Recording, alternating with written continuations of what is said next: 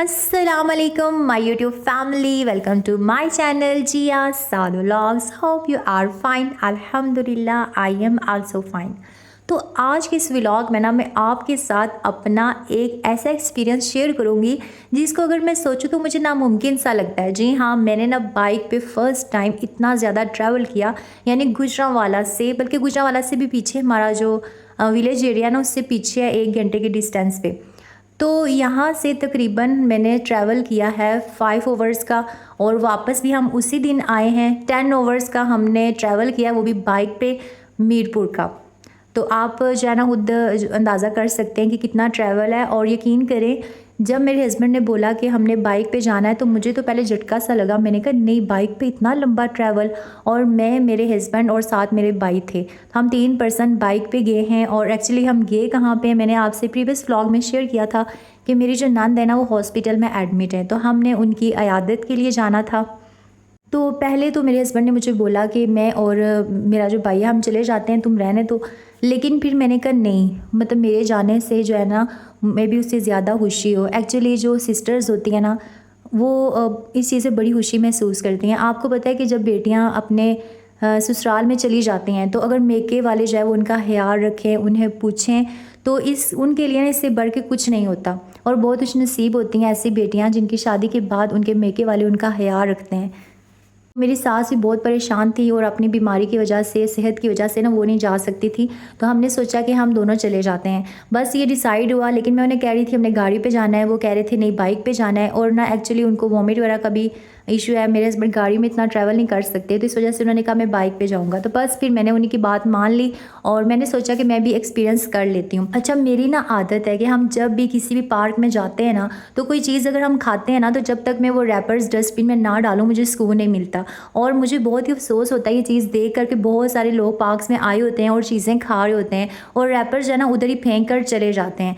तो बहुत ही bad manners में ये आता है। बेशक पार्क का जो अमला वगैरह है वो वहाँ सफाई तो करता होगा, लेकिन हमें ना अपने हिस्से का काम खुद करना चाहिए, क्योंकि ये एज अ रिस्पॉन्सिबल सिटीज़न भी हमारी ड्यूटी है कि हम अपनी कंट्री को साफ़ रखें। जैसे कि हम एज अ फैमिली मेम्बर अपने घर को साफ़ रखते हैं, इसी तरह से हमारी रिस्पॉन्सिबिलिटी बनती है कि हम अपने मुल्क का भी ख्याल रखें।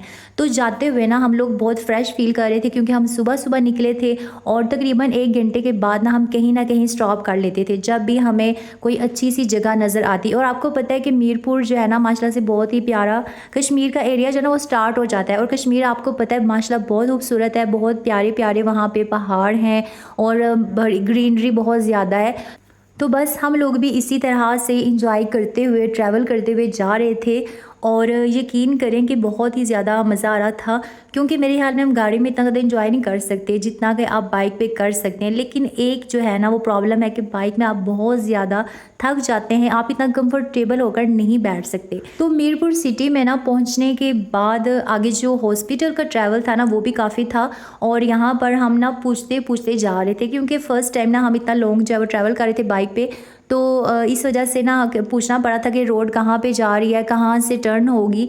तो ये सारी चीज़ें मेरे ख्याल में ना हमें इस तरह का एक्सपीरियंस होना चाहिए। और जो मेरा भाई है ना वो अक्सर टूर्स पे जाता रहता है, तो उससे ना बहुत ज़्यादा आइडिया इन चीज़ों का। और उस रास्ते में ना मेरे हस्बैंड को गाइड कर रहा था कि ये जो बोर्ड्स वगैरह होते हैं ना ये हमारी इन्फॉर्मेशन के लिए लगे होते हैं, कि जिनमें स्टॉप्स वगैरह पे लिखा होता है ना अब ये प्लेस जो है ना ये है, इससे नेक्स्ट ये वाली आएगी और कितने किलोमीटर का डिस्टेंस जो है वो रह गया है। तो वो कह रहा है कि इन चीज़ों को पढ़ के आप लोग ना अपने माइंड में रखा करें कि ये चीज़ें हमारे लिए बहुत फ़ायदेमंद होती हैं। तो मेरे हस्बैंड जो है उन्हें इन चीज़ों का इतना जो है वो इंटरेस्ट नहीं कभी उन्होंने लिया, तो खैर वो उनको बता रहा था। और मैं भी यही कह रही थी कि वाकई हमें भी ना इन चीज़ों का ख्याल रखना चाहिए, क्योंकि अगर आप लोग इन चीज़ों में एक्टिव होते हैं ना तो फिर जब आप ट्रैवल करते हैं तो बहुत सारे प्रॉब्लम्स या बहुत सारे जो मसाइल होते हैं ना उनसे आप बच जाते हैं। तो बस हम हॉस्पिटल में पहुँच गए थे और सबसे पहले जाके हम बेबी से मिले और फिर उसके बाद मदर से मिले। और उसके बाद जो मेरे नंदोई हैं, मेरे नंद के हस्बैंड, वो हमें होटल ले गए खाना वगैरह खिलाने के लिए। और हम बहुत ज़्यादा थकन महसूस कर रहे थे और तकरीबन हम 2-3 घंटे वहाँ हॉस्पिटल में उनके पास रुके। और माशाल्लाह से उनके ससुराल वाले वहाँ पर मौजूद थे और तकरीबन 1 वीक से वो हॉस्पिटल में एडमिट थी। जिसकी वजह से ना बहुत सारे फैमिली मेम्बर्स उनके साथ थे। और यकीन करें हॉस्पिटल में आपको पता है इतनी ज़्यादा जगह नहीं होती रात को स्टे करने के लिए, और उनका जो अपना घर था वो हॉस्पिटल से काफ़ी दूर था। तो इस वजह से ना इनकी माशाल्लाह से अपनी गाड़ी थी, तो ये जो मेल्स पर्सन थे वो रात को ना गाड़ी में स्टे कर रहे थे, और जो फीमेल्स थी वो हॉस्पिटल में अलाउ थी। अच्छा, यहाँ पर ना मैंने बड़ी मुश्किल से क्लिप्स वगैरह जो है वो रिकॉर्ड किए, क्योंकि जब भी कोई बहुत प्यारा सा सीन आता तो बाइक जो है ना बड़ी स्पीड में जा रही थी, जिसकी वजह से वो सीन पीछे रह जाता। और जब मैं हस्बैंड से कहती ना कि मैंने वो सीन कैप्चर करना था, तो कहते हैं कोई बात नहीं, अब आगे चले गए तो बहुत देर हो रही है, तो वो नहीं पीछे जो है बाइक लेके आते थे, जिसकी वजह से ना बहुत सारी प्यारे सीन्स थे जो मिस हो गए। और मुझे उनका बहुत दुख है, क्योंकि दरमियान में ना एक रिवर आया था और बहुत प्यारा उसका व्यू था, उसके पुल भी था, लेकिन मुझे बहुत अफसोस हुआ कि मैं ना उसको कैप्चर नहीं कर पाई। तो हम तकरीबन ना 5 बजे के करीब वहाँ से निकल आए थे, और यकीन करें कि रास्ते में इतना हम थक गए, क्योंकि वापसी पे ना अंधेरा जो है ना वो हो गया था, और मेरे हस्बैंड ने हमें कहीं पे भी सही से स्टे नहीं करने दिया।